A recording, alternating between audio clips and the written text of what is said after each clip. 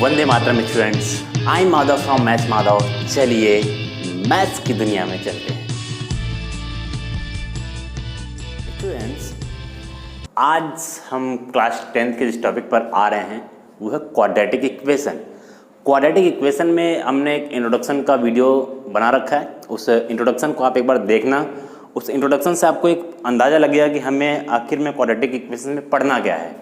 आज जो हम यहाँ पर पढ़ने जा रहे हैं, आपके एनसीईआरटी में जो आपका 4.1 जो एक्सरसाइज है उसमें कुछ क्वेश्चंस दिए हुए हैं, जिसमें हम करते क्या हैं कि आप उसमें आइडेंटिफाई करते हो या फाइंड करते हो, देखते हो कि कोई भी जो भी एक एक्सप्रेशन दिया हुआ है, एक इक्वेशन दिया हुआ है, तो क्या वो क्वाड्रेटिक इक्वेशन है या नहीं है।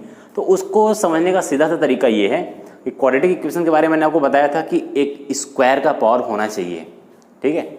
मतलब मैक्सिमम पावर मतलब डिग्री उसकी 2 होनी चाहिए, तभी वो क्या होगा, एक क्वाड्रेटिक इक्वेशन होगा। लेकिन अभी हम जो जिस चीज़ की यहाँ पे चर्चा करने जा रहे हैं वो है क्वाड्रेटिक इक्वेशन की चर्चा करने जा रहे हैं।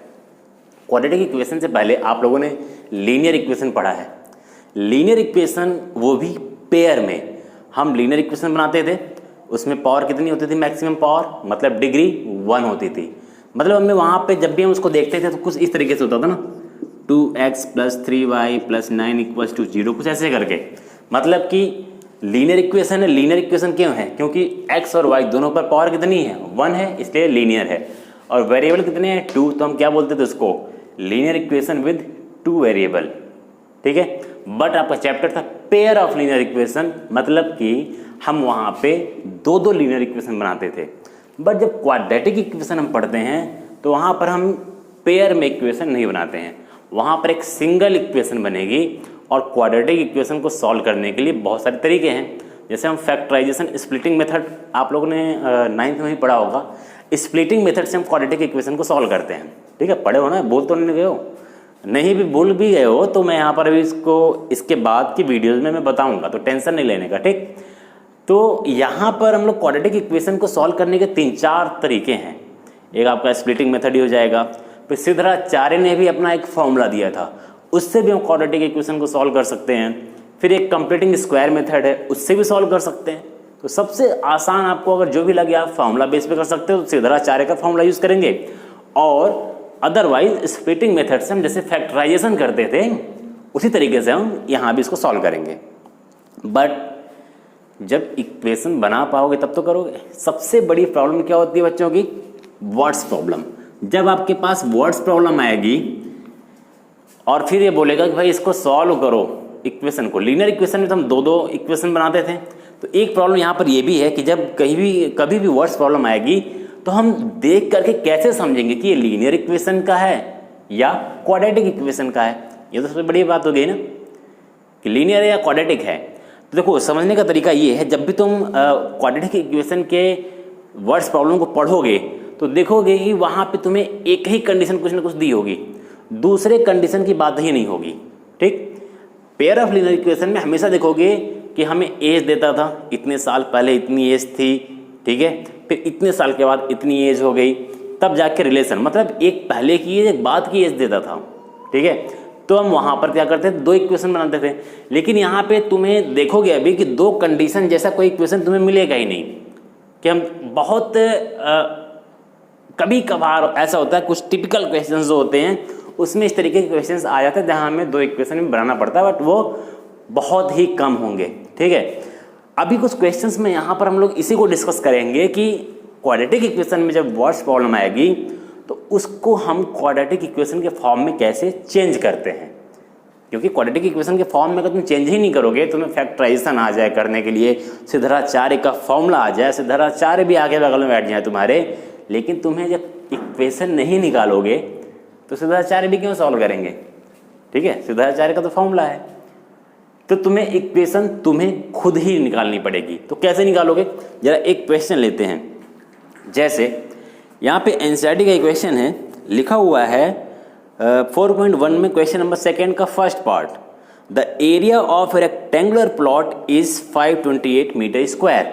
तो देखो, तुम्हें इक्वेशन बनाना है तो तुम्हें दिमाग में रहना चाहिए कि क्वेश्चन जैसे कह रहा है ना, एक इक्वल के फॉर्म में कुछ ना कुछ चीज़ें तुम्हें लिखनी है। तो कह रहा है कि area of the rectangular plot, एक रेक्टेंगल के शेप का एक प्लॉट है, इसका जो एरिया है वो कितना है 528 मीटर स्क्वायर। एरिया का मतलब ये हुआ ना इसके अंदर का पूरा स्पेस जितना है, ठीक है। अब जैसे ही रेक्टेंगल आया तुम्हें दिमाग में आना चाहिए रेक्टेंगल की एक लेंथ होगी और एक ब्रेथ भी होगी। It clear? अब ना तुम्हें लेंथ पता है ना ही ब्रेथ पता है, तो आगे देखते हैं। इसको तुम ऐसे सोच सकते हो कि ये length into breadth equals to कितना गिवन है 528, ये तो गिवन है। क्यों ऐसा लिख रहे हैं हम? क्योंकि हमें पता है कि रेक्टेंगल का जो एरिया होता है वो L इंटू बी होता है, और L इंटू बी जब करेंगे तो एरिया इक्वल्स टू कितना आ गया 528 आ गया। ये तो एरिया निकालने का तरीका हुआ, बट क्या ये इक्वेशन बनाइए x प्लस वाई मिलेगा यहाँ पर? जब हम लीनियर इक्वेशन बनाते थे वहाँ पे x प्लस वाई करके कुछ होता था, यहाँ तो L इंटू बी को मल्टीप्लाई कर दो तो L इंटू बी हो जाएगा, L भी हो जाएगा, कहीं प्लस साइन के साथ तो है ही नहीं यहाँ पर, ठीक है। तो अगर हम इसको लेंथ को x भी मान लें और ब्रेथ को y मान लें तो एक्स वाई इक्वल टू 528 हो रहा है। ये कोई इक्वेशन बना?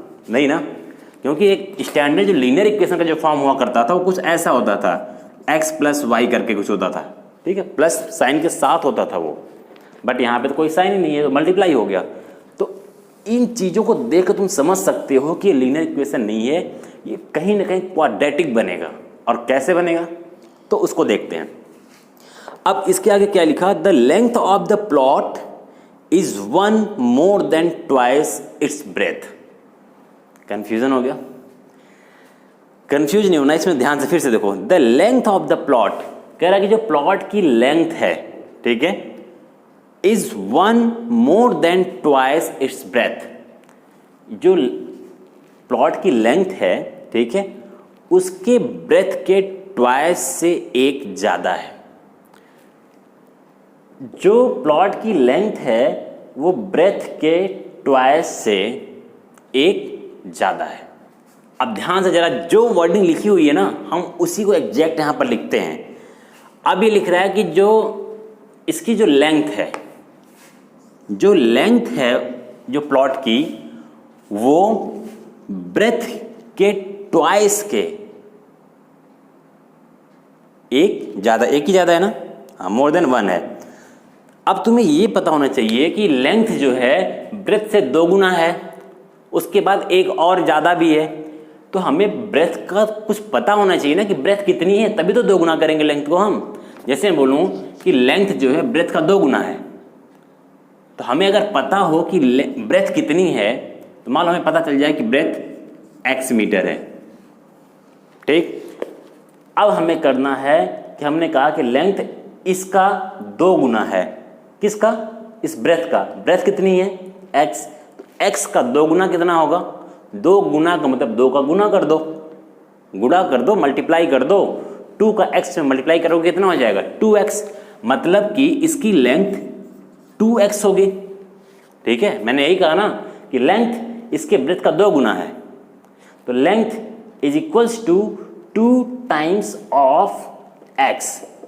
2 टाइम्स ऑफ, यहां पे मैं भी ब्रेथ लिख देता हूं, 2 times of breadth and more than 1। More than जब भी हो तो हम प्लस का साइन लगाते हैं।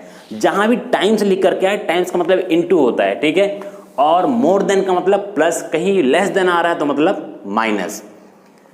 तो हमने अभी जो स्टेटमेंट यहाँ पर लिखा है, जो मतलब कि ये लाइन लिखी इक्वेशन यहाँ पर, बिल्कुल जो तुम्हारे क्वेश्चन में स्टेटमेंट है कि length is equals to 2 times of का मतलब इनटू होता है किसके? ब्रेथ के, मोर देन 1, ये लिखा है ना, मोर देन 1। अब लिख दो यहाँ पे length is equals to 2 times of breadth. Breadth कितना है? तो ब्रेथ को हमने x माना है तो 2x हो गया और प्लस 1, मतलब कि लेंथ हो गई 2x प्लस 1 और ब्रेथ कितनी है? x metre. अब हम सीधे इक्वेशन बनाएंगे। क्या बनेगा इक्वेशन? अब लिखा हुआ है we need to find the length and breadth of the plot. हमें लेंथ और ब्रेथ फाइंड आउट करनी है, तो हम क्या करेंगे यहाँ पर? सीधे अप्लाई करेंगे वही formula, length into breadth is equals to area. यही तो होता है, area equals to length into breadth. Area तुम्हें गिवन है कितना है? 528 लिख दिया हमने, नाउ लेंथ कितना है, अब हम यहाँ पे लेंथ कौन सी लेंगे, जो उसमें वो बोल रहा है कि अगर लेंथ को ब्रेथ से 2 टाइम्स कर दिया जाए तो लेंथ कितना आए, लेंथ की जगह क्या लिखोगे 2x + 1 ये एक ब्रैकेट में इनटू ब्रेथ कितना लिया था हमने x = 528। एक चीज़ याद रखना है कि जब भी हम क्वाड्रेटिक इक्वेशन को बनाते हैं, क्वाड्रेटिक इक्वेशन का जब भी हम वर्ड्स प्रॉब्लम लिखते हैं तो वहाँ पर केवल सिंगल वेरिएबल यूज होता है, या तो x यूज करोगे या तो y यूज करोगे, 2 वेरिएबल यूज नहीं होगा, कोई एक सिंगल वेरिएबल लेके चलोगे, अदरवाइज क्वाड्रेटिक इक्वेशन तुम्हारा सॉल्व नहीं होगा। Is clear? और जो भी सिंगल वेरिएबल होगा उस पे हाईएस्ट पावर या डिग्री कितनी होनी चाहिए, 2 होनी चाहिए, अदरवाइज वो क्वाड्रेटिक इक्वेशन भी नहीं होगा। इतनी बातें क्लियर हुई। अब इसको हम मल्टीप्लाई कर लेंगे आपस में और एक इक्वेशन बनकर तैयार हो जाएगा। x का मल्टीप्लाई 2x में करेंगे तो 2x², x का 1 में करेंगे तो +x = 528। इसको इधर ट्रांसफर कर दो तो कितना हो जाएगा 2x² + x - 528 और इक्वल के अंदर कुछ नहीं है तो हम क्या लिख देंगे 0, और ये हमारा एक क्वाड्रेटिक इक्वेशन बन करके तैयार हो गया। तो अभी टेंशन नहीं लेना, अभी हम बस सीख रहे हैं कि इक्वेशन को कैसे हम बनाते हैं, ठीक है। और अगर आपको इस इक्वेशन को सॉल्व करना आता है तो इसको आप सॉल्व भी कर लीजिए और यहाँ से कुछ x की वैल्यू आ जाएगी। तो हमने क्या किया था, x हमारा ब्रेथ था तो वो जो x की जो वैल्यू होगी वो ब्रेथ होगी, और यहाँ पर x की जगह जब हम यहाँ 2 और इंटू x यहाँ पुट कर देंगे वैल्यू तो किसकी वैल्यू निकल जाएगी, लेंथ। तो हमें प्लॉट का लेंथ और ब्रेथ हमें क्या हो जाएगा, पता चल जाएगा। It's clear? तो चलते हैं सेकंड क्वेश्चन की तरफ। आपके एनसीईआरटी में एक सेकंड क्वेश्चन है, लिखा हुआ है the product of 2 consecutive positive integers. अब फिर ध्यान देना है यहाँ पर, देखो जब भी आप क्वाड्रेटिक इक्वेशन के क्वेश्चन को पढ़ोगे तो कभी भी ऐसा कंडीशन तुम्हें दिखेगा नहीं कि जहाँ पर तुम 2 इक्वेशन बना पाओ। कहीं 2 इक्वेशन तुम लिखोगे भी तो देखोगे वहाँ पे प्रोडक्ट के फॉर्म में चीज़ें रहेंगी, मतलब कि x + y = दिस कोई ऐसा नंबर नहीं तुम्हें मिलेगा कि एक इक्वेशन के फॉर्म में तुम्हें दिख पाए वो, ठीक है। तो इसलिए मैं बार बार कह रहा हूँ कि क्वाड्रेटिक इक्वेशन, जब भी क्वेश्चन क्वाड्रेटिक इक्वेशन के वर्ड्स प्रॉब्लम आएंगे तो ऑटोमेटिकली समझ जाओगे कि एक क्वाड्रेटिक इक्वेशन है, यहाँ पे एक सिंगल इक्वेशन ही बनेगा। It clear? तो अभी सेकंड क्वेश्चन है, और एक चीज़ और, वर्ड्स प्रॉब्लम में कुछ चीज़ें हैं जिसको हमें समझना जरूरी है, उसको उसके जो वर्ड्स हैं उसको समझो। जैसे यहाँ पे लिखा हुआ है the product of 2 consecutive positive integers, तो एक एक चीज़ को देखते हैं। द प्रोडक्ट ऑफ, प्रोडक्ट का मतलब मल्टीप्लीकेशन, किसका multiplication, 2 consecutive positive integer. Integer जानते ही हो, पॉजिटिव हो तो नेगेटिव भी होते हैं, बट यहाँ पे इसने बोला है कि इंटीजर है, 2 इंटीजर्स हैं। कैसे इंटीजर हैं, पॉजिटिव इंटीजर्स हैं, बट उसके अलावा भी कैसे हैं, कंसेक्यूटिव हैं। अब ये कंसेक्यूटिव वर्ड्स कई बार आते हैं, तो अब यहाँ पर आया हुआ है तो कोशिश ये करना है कि अब आगे कहीं भी आए तो हमें इसमें कंफ्यूजन ना हो कि कंसेक्यूटिव का मतलब क्या होता है, ठीक है। तो कंसेक्यूटिव का मतलब होता है कि एक क्रमागत संख्या, जैसे मैं लिख दूं, मैं बोलूँ कि जो इंटीजर्स हैं, इंटीजर्स 1, 4, 9, 10 ये सब क्या हैं, इंटीजर्स हैं, बट ये कंसेक्यूटिव नहीं है। कंसेक्यूटिव का मतलब कि एक लगातार नंबर्स होने चाहिए, ठीक है। तो लगातार नंबर्स का मतलब हो सकता है कि मैं लिख दूं अगर 9, 10 तो मैं बोल सकता हूँ कि ये कंसेक्यूटिव नंबर्स हैं, मतलब एक लाइन से नंबर्स आने चाहिए, ठीक है। मैं बोलूँ कि 5 कंसेक्यूटिव नंबर्स, कोई भी नंबर लिख दो तो 5, 51, 52, 53, 54, 55, मैं बोल सकता हूँ कि ये 5 नंबर्स जो हैं वो कंसेक्यूटिव नंबर्स हैं, क्रमागत संख्याएं, एक के बाद एक आने वाले, बीच में कोई गैप नहीं होना चाहिए। इतनी बात समझ में आ रही है। लेकिन अब हमें यहाँ पर लिखा हुआ है कि 2 कंसेक्यूटिव नंबर्स हैं जिनका प्रोडक्ट 306 है। तो मान लेते हैं कि एक कंसेक्यूटिव नंबर यहाँ कोई होगा, एक यहाँ कोई होगा, इन दोनों का हम प्रोडक्ट करेंगे तो कितना आना चाहिए, 306, यही कह रहा है ना। अब कंसेक्यूटिव नंबर्स को हम मानेंगे कैसे, नंबर तो हमें दिया नहीं है, बस वो इतना कह रहा है कि 2 कंसेक्यूटिव नंबर्स हैं, उनको मल्टीप्लाई करेंगे तो 306 आ जाएगा। वो नंबर्स क्या हैं ये पता करना है। तो जब भी हम कंसेक्यूटिव नंबर्स को लिखना होता है, मानना होता है, सपोज करना होता है, तो पहले को तो हम x मान लेते हैं, इतना तो पता ही है कि पहला नंबर हमारा x होगा। दूसरा नंबर क्या होगा हमारा, y तो लिख नहीं सकते ना, x, अगर y हमने यहाँ पे लिख दिया कि दूसरा नंबर हमारा y है, तो इक्वेशन क्या बनेगा, xy इक्वल टू 306। ये कोई इक्वेशन बना, ये लीनियर इक्वेशन नहीं ना बना, ठीक है। तो अब देखो यहाँ पे हम y नहीं लेंगे, तो एक नंबर x है तो दूसरा नंबर क्या होगा, तो दूसरे नंबर को, और नंबर कैसा है, कंसेक्यूटिव है। मीन्स अगर पहला नंबर x लिया और लगातार नंबर क्रमांक संख्या को अगर हमें वेरिएबल के फॉर्म में लिखना है तो हम कैसे लिखते हैं, x, दूसरा नंबर x+1, तीसरा नंबर x+2, चौथा नंबर x+3, ये लिखने का तरीका है। अब हम 1 2 3 क्यों ऐड कर रहे हैं इसमें, इसका रीज़न है ये है कि मान लो कि कोई नंबर 21, 22, 23, 24 हो, ये कंसेक्यूटिव नंबर्स हैं, लगातार नंबर दिए हुए हैं। अब सब में देखो, अगर हम 21 को x मान लें, ठीक है, 21 x है, तो मतलब 21 की जगह क्या माना हमने, x माना, तो यहाँ पर नंबर जरा लिखो, 21 x की जगह 21 और +1, 21 और 1 22। फिर यहाँ देखो x कितना है, 21 + 2 कितना हो गया, 21 और 2 23। ऐसे यहाँ भी 21 और 3 24। तो इसलिए जब भी हम कंसेक्यूटिव नंबर्स लिखते हैं तो x, x+1, x+2, x+3 ऐसे लिखते हुए जाते हैं। It clear. तो मतलब हमें यहाँ पे केवल 2 ही कंसेक्यूटिव लिखने हैं, तो एक x हो जाएगा और दूसरा x+1 हो जाएगा। ये बिल्कुल याद रखना, कई बार ये चीज़ें आएंगी, ठीक है। अभी अरिथमेटिक प्रोग्रेशंस पढ़ोगे वहाँ भी ये चीज़ें आती हैं। बस अब क्या करना, मल्टीप्लाई कर दो, इसको से ब्रैकेट में ले लो थोड़ा सा, x का पहले x में करोगे तो x², फिर x का 1 में कर दो तो +x = 306, इसको इधर कर दो, x² + x - 306 = 0। ये आपका बन गया एक क्वाड्रेटिक इक्वेशन, और इसको भी हम किसी भी मेथड से सॉल्व कर सकते हैं। अभी जिसको ये मेथड ये सॉल्व करने नहीं आ रहा है तो टेंशन नहीं लेना है बिल्कुल। नेक्स्ट वीडियो में हम इसको अच्छे से सारे मेथड को समझेंगे कि हम क्वाड्रेटिक इक्वेशंस को कैसे सॉल्व करते हैं और ये x की वैल्यू कैसे फाइंड आउट करेंगे, या कोई भी वेरिएबल होगी उसकी वैल्यू कैसे फाइंड आउट करेंगे। तो अभी दिमाग पे जोर नहीं देना है, आराम से जो ये बता रहा हूँ इसको पहले देखो, एक इक्वेशन बनाने का तरीका समझो कि हम इक्वेशन को बनाते कैसे हैं। इतना क्लियर है। चलो अब एक चीज़ और देखते हैं, लीनियर इक्वेशन विथ 2 वेरिएबल में हमने एज वाले भी क्वेश्चंस पढ़े थे, यहाँ भी हमें एज के क्वेश्चंस को देखना है।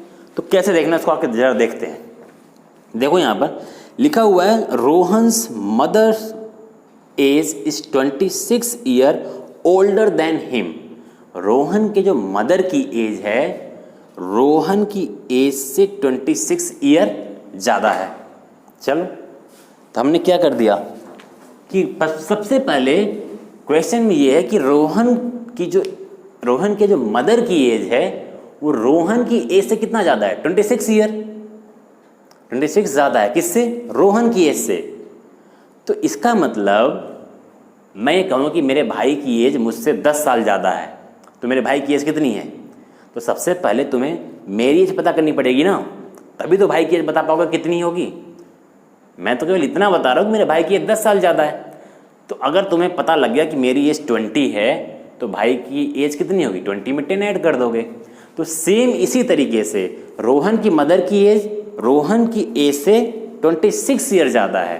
तो सबसे पहले हमें किसकी एज पता करनी पड़ेगी, सबसे पहले रोहन की एज हमें पता होनी चाहिए।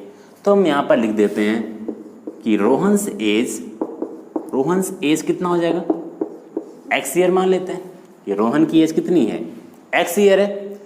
तो रोहन के मदर की एज कितनी हो जाएगी, रोहन की एज से कितना ज़्यादा है, 26 ज़्यादा है। तो जैसे मैंने बोला था ना मेरी एज 20 है तो भाई की एज 10 साल ज़्यादा है, तो 20 में 10 ऐड कर दिया था हमने। तो सेम ऐसे ही रोहन की एज x है और x से कितना ज़्यादा मदर की एज 26, मतलब इसमें 26 और ऐड कर दो, ये किसकी एज हो जाएगी, रोहन के मदर की एज। हम ऐड क्यों करें, समझ बात आ रही ना। मान लो रोहन की एज 10 ईयर हो, अभी के लिए मान लो, मैंने कहा रोहन के मदर की एज रोहन की एज से 10 साल ज़्यादा है, सॉरी 26 ईयर ज़्यादा है।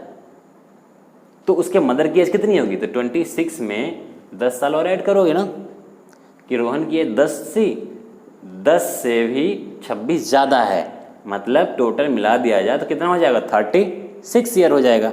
बट अभी हमें x की वैल्यू नहीं पता है तो यहाँ पे तुक्का नहीं मारना है। इतना ज़्यादा है तो हमने प्लस कर दिया, कहीं लिखा होता है कि इतना कम है तो यहाँ पर क्या कर देते हैं हम, माइनस कर देते हैं। समझ बात आ रही है इतनी? चलो अब आगे क्या लिखा इसने, the product of their age, यहाँ फिर से प्रोडक्ट आया। जैसे देखो प्रोडक्ट आ रहा है तुरंत समझना लीनियर इक्वेशन यहाँ पे अप्लाई नहीं हो पाएगा। अगर हम यहाँ पर मान लेते कि ये x है और उसके मदर की एज y है, क्या रिलेशन बना पाते हैं इन दोनों के बीच में? नहीं बना पाते ना, ठीक है। तो यहाँ पर आगे क्या लिखा हुआ है, the product of their age 3 year from now will be 360। कह रहा है कि इनके एज का जो प्रोडक्ट होगा इसका और इसका, कब? आफ्टर 3 ईयर, आफ्टर 3 ईयर, 3 साल बाद इनके एज का जो प्रोडक्ट होगा वो कितना होगा? 360 होगा, ठीक है। यहाँ पर रोहन की एज इंटू उसके मदर की एज इक्वल्स टू 360 होगा, यही कह रहा है ना। कब? 3 साल बाद। और ये एज 3 साल बाद वाली तो है नहीं, ये तो अभी की एज हमने निकाला है कि रोहन की एज से 26 साल ज़्यादा है उसकी मदर की एज। तो 3 साल बाद की एज हमें देखनी पड़ेगी पहले कि इन दोनों के 3 साल बाद की एज कितनी होगी, और 3 साल बाद जो इन दोनों की एज होगी उन दोनों का हम यहाँ पर मल्टीप्लाई कर देंगे। अभी रोहन की एज x है तो 3 साल बाद रोहन की एज कितनी हो जाएगी? खुद ही सोचो, 3 साल बाद रोहन 3 साल बड़ा होगा ना। अभी मेरी एज 20 है तो 3 साल बाद 20 + 3 होगा 23। अभी रोहन की एज x है तो 3 साल बाद x + 3 होगा, 3 साल ऐड कर दो। तो हमने यहाँ पे मान लो ये रोहन की एज लिख रहा हूँ मैं, तो रोहन की एज x + 3 हो जाएगी आफ्टर 3 ईयर। रोहन की एज अगर 3 साल बढ़ी है तो इस मदर की भी एज तो बढ़ेगी 3 साल। तो अभी मदर की एज कितनी है? अभी मदर की एज x + 26 है। 3 साल बाद एज कितनी हो जाएगी? 3 साल बाद 3 साल और बढ़ जाएगी इसमें। तो मतलब अभी x + 26 थी तो 26 में 3 ऐड कर दो, कितना हो जाएगा? 20। कितना हो जाएगा? x + 29 ये होगी। इतना क्लियर हुआ? x + 3 x + 29। नाउ इन दोनों इक्वेशंस को हम आपस में क्या करेंगे? मल्टीप्लाई। ये कैसे बन गया? x + 3 और इधर ब्रैकेट में x + 29 इक्वल्स टू 360। अब जब हम इसको सॉल्व करिए, सॉल्व करने सभी को आता है कि नहीं आता है? इसे सॉल्व कर लेना खुद। मैं डायरेक्टली यहाँ पे इक्वेशन लिख रहा हूँ कि इसको सॉल्व करने के बाद यहाँ पे इक्वेशन हमारा क्या बनेगा। जब इसको सॉल्व करोगे पता ही है, x का मल्टीप्लाई x में करोगे, फिर x का मल्टीप्लाई 29 में करोगे, फिर 3 का मल्टीप्लाई x में करोगे, फिर 3 का मल्टीप्लाई 29 में करोगे, फिर जो भी सेम लाइक टर्म्स होगा उसको आपस में ऐड या सब्ट्रैक्ट जो भी होगा उसको करोगे और 360 को इधर लेकर क्या होगा? और इक्वल टू 0 होगा। तो इसको जब हम सॉल्व करेंगे तो हमारा जो इक्वेशन बनेगा x² + 32x - 273 इक्वल्स टू 0। ये हमारा इसका एक क्वाड्रेटिक इक्वेशन बन जाएगा। अब ये कैलकुलेशन आपको आना चाहिए सारी चीज़ें। आप 10th में आ चुके हैं, इतनी छोटी चीज़ें अगर आपको नहीं आएंगी तो आपके लिए बहुत प्रॉब्लम होगी, और नहीं भी आ रही हैं तो आप जाकर बेसिक कैलकुलेशन की सीरीज़ को देखिए, उसको समझिए जा करके, और ये कैलकुलेशंस को स्ट्रॉन्ग करिए अपने आप को, ठीक है। यहाँ कॉन्सेप्ट हमें इक्वेशन बनाने का सीखना है तो हमारा फोकस उस इक्वेशन बनाने पर होना चाहिए। और कैलकुलेशन यार सही कर लो, कब तक कैलकुलेशन के पीछे रहोगे, ठीक है। तो आगे बढ़े। और फिर भी अगर आपको लग रहा है इसमें प्रॉब्लम है ना तो एक बार बोल देना, मुझसे मैसेज करके बोल देना कि सर नहीं आ रहा, मुझे समझा दो, तो मैं समझा दूंगा। लेकिन खुद से कर लोगे तो अच्छा रहेगा, मुझे भी खुशी होगी कि आता है बच्चों को कैलकुलेशन। आगे बढ़े। अब इसमें एक आखिरी क्वेश्चन है, उसको लेते हैं, फिर इस टॉपिक को यहाँ पे क्लोज करते हैं, ठीक है। इसमें स्पीड का क्वेश्चन है, उसको देखते हैं। लिखा हुआ अ train travels a distance of 480 kilometre at a uniform speed. एक ट्रेन है, वो कितना डिस्टेंस ट्रेवल कर रही है? डिस्टेंस ट्रेवल कर रही है 480 किलोमीटर। किस स्पीड से? एक यूनिफॉर्म स्पीड से। तो यूनिफॉर्म स्पीड तो कोई स्पीड नहीं ना है, हमें स्पीड नहीं ना पता है। तो हम सपोज कर लेते हैं कि जो हमारी स्पीड है वो x किलोमीटर में दिया हुआ है तो किलोमीटर पर आवर सपोज कर लिया। जो चीज़ आपको नहीं गिवन है उसे तुम x मान लो कि हमारा जो डिस्टेंस 40 किलोमीटर है और जो ट्रेन ही है ना, हाँ ट्रेन है, ट्रेन एक यूनिफॉर्म स्पीड से चल रही है, तो हमने मान लिया कि ट्रेन की जो यूनिफॉर्म स्पीड है वो x किलोमीटर पर आवर है। एग्जैक्टली हमें नहीं पता कि 10 किलोमीटर पर आवर है, 20 किलोमीटर पर आवर है, तो हमने उसको मान लिया कि x किलोमीटर हर घंटे वो x किलोमीटर चल रही है वो, ठीक है। उसके बाद लिखा है if the speed has been 8 kilometre per hour less. कह रहा है कि अगर स्पीड, ये जो स्पीड है वो 8 किलोमीटर लेस हो जाती है, सेकंड कंडीशन की बात हो रही है, ये फर्स्ट कंडीशन हो गया ऊपर। सेकंड कंडीशन में इसने स्पीड क्या हो गई, 8 किलोमीटर घट गई। तो पहले स्पीड x थी, 8 कम हो गई, मैंने भी बताया था ना, ज़्यादा हो गई मोर देन तो प्लस करते हैं, कम हो गई तो माइनस, तो x से 8 माइनस कर दो, मतलब अब स्पीड कितनी हो गई ट्रेन की, x minus 8 kilometre per our हो गई। इतनी समझ में आ रही है। देखो जैसे जैसे क्वेश्चन में दिया हुआ है ना, जैसे जैसे लिख रहा है क्वेश्चन बोल रहा है, सेम वैसे लिखते चले जाओ। उसके बाद सबको कंबाइन करके एक इक्वेशन अपने आप क्रिएट करोगे। जब भी हम ये स्पीड, डिस्टेंस, टाइम वाले क्वेश्चंस को लेते हैं तो सिंपल से एक फॉर्मूला याद रखो अपना, जो फॉर्मूला हम पढ़ते हैं, speed equals to distance upon time. ये फॉर्मूला खुद ही तुम्हारा इक्वेशन बना करके तैयार कर देगा। तो देखते हैं कैसे इक्वेशन बनेगा। यहाँ पर अब लिखा हुआ if the speed has been 8 kilometre per hour less, हमने लेस कर दिया, then it would have taken 3 hours more to cover the same distance. कह रहा है कि अगर हमने स्पीड को कम कर दें तो इसी सेम डिस्टेंस को कवर करने के लिए उस ट्रेन को 3 घंटे ज़्यादा लग रहे हैं। मतलब ट्रेन को जो टाइम लग रहा है वो 3 hour ज़्यादा लग रहा है, ज़्यादा लग रहा है। अब हमें ये नहीं पता है कि इस टाइम ट्रेन को कितना टाइम लग रहा था, पता है? नहीं पता है। डिस्टेंस सेम वही है, डिस्टेंस कितना है, 480 किलोमीटर ही है डिस्टेंस। क्वेश्चन समझ में आ रहा है सभी को? डिस्टेंस इतना था, यूनिफॉर्म स्पीड था तो इतना x किलोमीटर पर आवर, तो कुछ टाइम लगा होगा, ठीक है। टाइम कितना लगा होगा इसको लिख लेते हैं। अब टाइम कैसे लिखोगे, कितना लगेगा, तो फॉर्मूला तुम्हारा ये ना, speed equal to distance upon time. यहाँ से टाइम का क्रॉस मल्टीप्लाई करो तो speed into time equal to distance, तो टाइम इक्वल टू यहाँ से क्या हो जाएगा, डिस्टेंस, स्पीड इधर आ जाएगा, स्पीड। ये सब फॉर्मूला तो पता होगा ना। तो टाइम का फॉर्मूला है डिस्टेंस अपॉन स्पीड।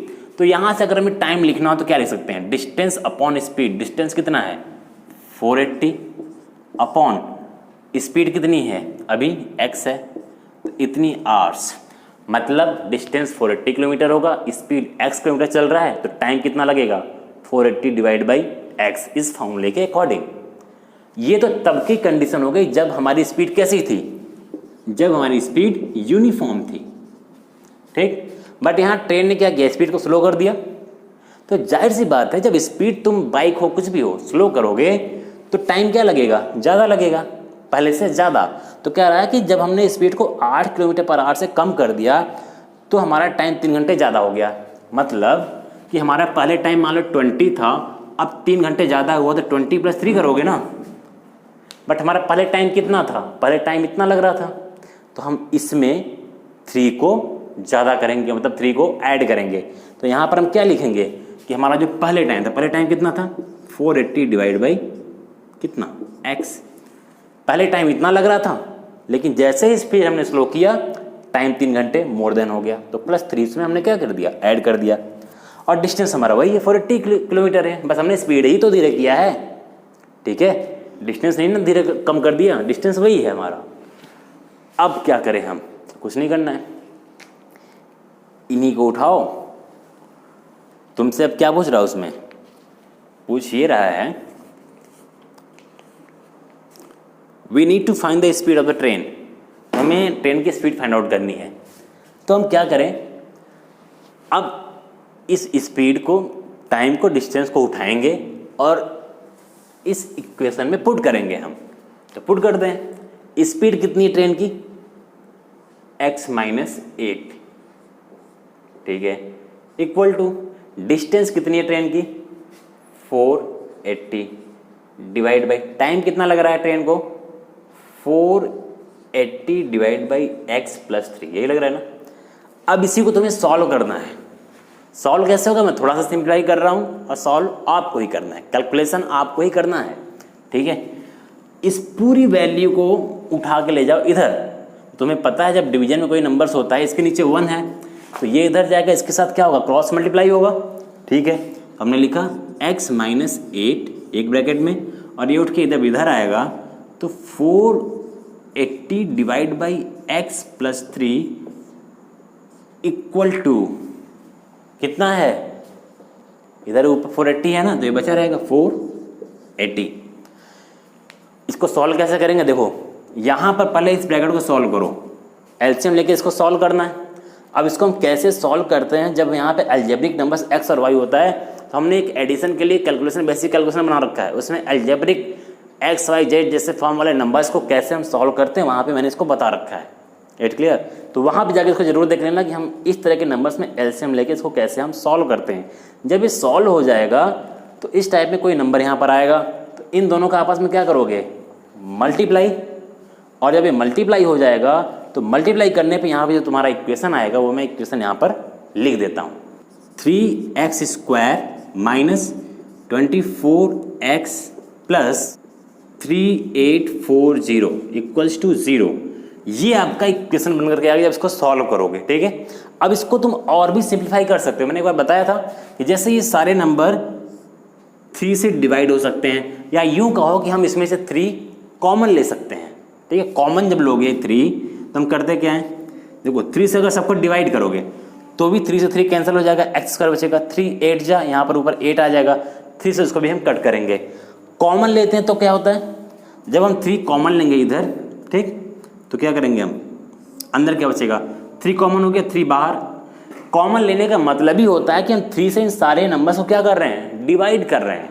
लेकिन मैं कॉमन यहाँ पे इसलिए दिखा रहा हूँ कि ये 3 यहाँ से गायब कैसे हो जाता है वो बता रहा हूँ मैं। तो ये एक्स स्क्वायर बचा, माइनस इसको 3 से डिवाइड किया, 3 8 जा 24, 8x बचा, प्लस इसको जब 3 से डिवाइड करेंगे तो 3 1 जा 3, 3 2 जा 6, 3 2 जा 6, 2 बचा 24, 3 8 जा 24, और ये 0 इक्वल्स टू 0। ये आपका बन गया दूसरा इक्वेशंस। अब कहोगे ये 3 भी यहाँ पर है तो 3 यहाँ मल्टीप्लाई में है, ये भाग के उधर जाएगा तो 0 डिवाइड बाई 3 हो जाएगा। जब मल्टीप्लाई में कोई चीज़ होती है तो वो जब इक्वल को उधर जाती है तो डिवाइड होती है, ठीक है। डिवाइड में होगी इधर आएगी तो मल्टीप्लाई, जैसे ये डिवाइड में था इधर गया तो मल्टीप्लाई, ये मल्टीप्लाई में है इधर गया तो divide. 0 divide by 3 equals to again 0 हो जाएगा, मतलब सीधे क्या हो जाएगा, x square minus 8x plus 1280 equals to 0, क्योंकि 0 डिवाइड बाई 3 इक्वल्स टू 0। तो ये आपका इक्वेशन बन करके तैयार हो गया। तो इस तरीके से हम क्वाड्रेटिक इक्वेशंस को क्रिएट करते हैं। जब भी कोई वर्ड्स प्रॉब्लम आएगा तो हम ऐसे क्वाड्रेटिक इक्वेशन बनाएंगे। तो मुझे लगता है कि वर्ड्स प्रॉब्लम को लिखने का तरीका आप सभी को समझ में आ चुका होगा कि वर्ड्स प्रॉब्लम से हम कैसे एक इक्वेशन बनाते हैं, कैसे हम इक्वेशन क्रिएट करते हैं, ठीक है। इसके आगे हम अब वर्ड्स प्रॉब्लम से जो हमने इक्वेशन को बना रखा है, इस इक्वेशन को हम सॉल्व कैसे करते हैं, उसके 3-4 मेथड्स हैं। उन चारों मेथड्स में आपको मुश्किल से चारों को ही पढ़ना है, लेकिन वर्ड्स प्रॉब्लम के जो इक्वेशंस बनेंगे उसको सॉल्व करने के लिए कोई एक मेथड आपको अच्छे से आना चाहिए। उसी मेथड को आप हर वर्ड्स प्रॉब्लम में अप्लाई कर सकते हो। तो चलें अब आगे, इसको छोड़ें, आगे बंद कर दें, फिर मिलते हैं नेक्स्ट वीडियो में एक नेक्स्ट टॉपिक के साथ। क्वाड्रेटिक इक्वेशंस को फैक्टराइज, उसको सॉल्व करने के तमाम जितने मेथड्स हैं सबको सॉल्व करेंगे, और वर्ड्स प्रॉब्लम पर भी अभी बात आगे भी होगी, वर्ड्स प्रॉब्लम की बात अभी भी आगे होगी, ठीक है। चलते हैं, फिर मिलते हैं नेक्स्ट वीडियो में। तब तक के लिए bye bye, good bye, thank you so much.